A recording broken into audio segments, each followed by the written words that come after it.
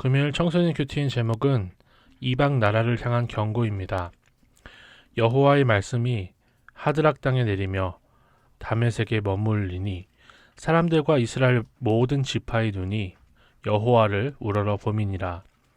그 접경한 하맛에도 임하겠고 두로와 시돈에도 임하리니 그들이 매우 지혜로움이니라. 두로는 자기를 위하여 요새를 건축하며 은을 티끌같이 금을 거리에 진흙같이 쌓았도다. 주께서 그를 정복하시며 그의 권세를 바다에 쳐 넣으시리니 그가 불에 삼켜지리라. 하드락과 다메섹의 접경 하맛 땅에 하나님의 경고가 임합니다. 스스로 지혜롭다 여기던 두로와 시돈도 예외는 아닙니다. 두로는 자신을 지키고자 요새를 건축하고 티끌과 진흙처럼 은과 금을 쌓으며 불을 자랑했습니다. 그러나 하나님은 그들의 권세가 모두 바다에 던져지고 불에 삼켜질 것이라 말씀하십니다.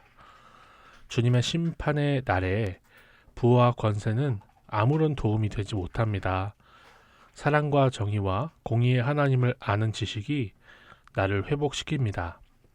하나님의 말씀대로 주의 심판의 날은 반드시 임하며 주의 약속의 자녀들에게 구원의 회복이 임합니다. 적용 질문입니다. 내가 건축하는 요새는 무엇인가요? 나의 성적과 은금이 가득한 부유한 환경, 절대 무너지지 않을 것 같은 건강을 요새로 여기나요? 오직 하나님만 나의 요새로 고백하길 소망합니다. 이어서 읽어보겠습니다. 아스글론이 보고 무서워하며 가사도 심히 아파할 것이며 에그로는 그 소망이 수치가 되므로 역시 그러하리라. 가사에는 임금이 끊어질 것이며 아스글론에는 주민이 없을 것이며 아스돗에는 잡족이 거주하리라. 내가 블레셋 사람의 교만을 끊고 그의 입에서 그의 피를 그의 입 사이에서 그 가증한 것을 제거하리니 그들도 남아서 우리 하나님께로 돌아와서 유다의 한 지도자같이 되겠고 에그로는 여부스 사람같이 되리라. 내가 내 집을 둘러 진을 쳐서 적군을 막아 거기 왕래하지 못하게 할 것이라. 포악한 자가 다시는 그 지경으로 지나가지 못하리니 이는 내가 눈으로 치니 봄이니라. 하나님의 심판은 블레셋의 대표 도시 아스글론과 가사, 아스돗, 에그론에도 임합니다. 블레셋은 수없이 교만한 입을 벌려 하나님과 그 백성 이스라엘을 조롱했습니다. 하나님은 이제 드로와 시돈을 비롯한 이스라엘 주변 나라를 정복하고 심판하겠다고 말씀을 하시는 거예요. 그들이 섬기던 우상은 회파되고 성읍은 파괴되며 주민들은 이민족과 섞이거나 흩어질 것입니다. 그러나 그중 남은 자들은 하나님께로 돌아와 하나님의 백성 중에 함께 할 것입니다. 하나님은 그분을 대적하던 이방 나라에게도 구원의 소망을 이렇게 열어주시는 거예요. 하나님의 심판의 목적은 구원에 있습니다. 적용 질문입니다. 끊임없이 하나님을 비난하며 나의 믿음을 조롱하는 블레셋 같은 사람이 있나요? 그들도 변하여 복음의 동역자가 될 수 있다고 믿나요? 큐티인 묵상 간증입니다.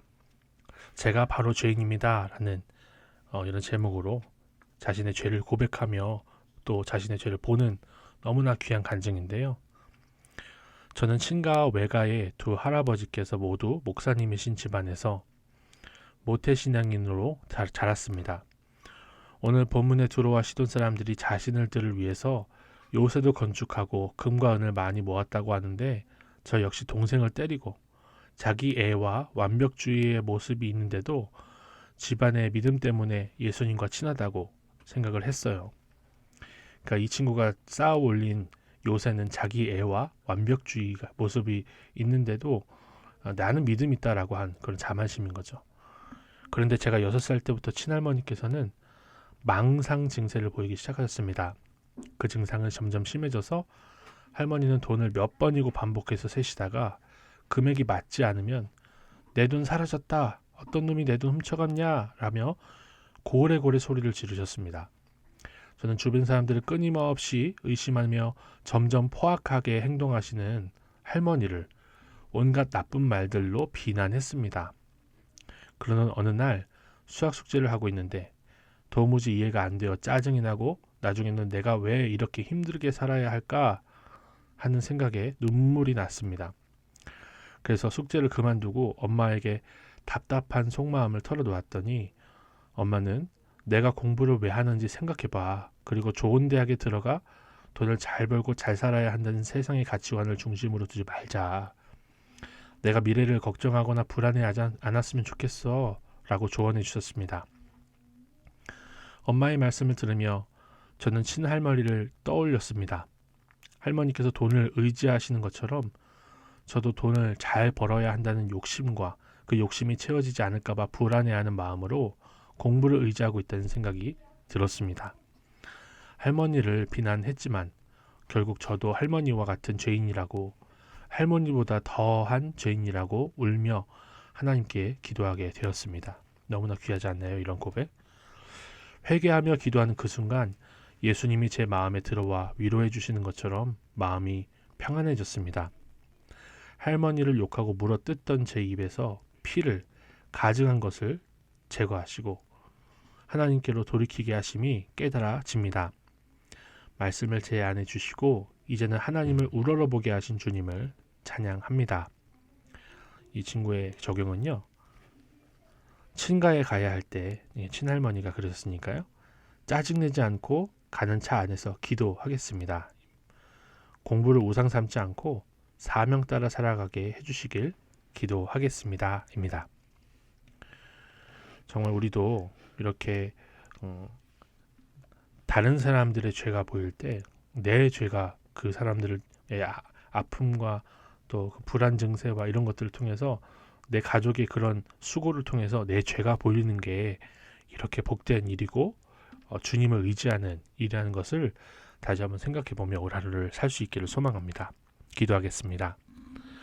지금까지 성적과 돈과 외모와 그런 요새들을 짓고 자랑한 것을 주님 앞에 고백합니다. 우리가 의지하는 것들이 모두 사라질 수 있음을 깨닫고 하나님을 아는 지식으로 자랑할 수 있도록 도와주옵소서. 예수님의 이름으로 기도드립니다. 아멘.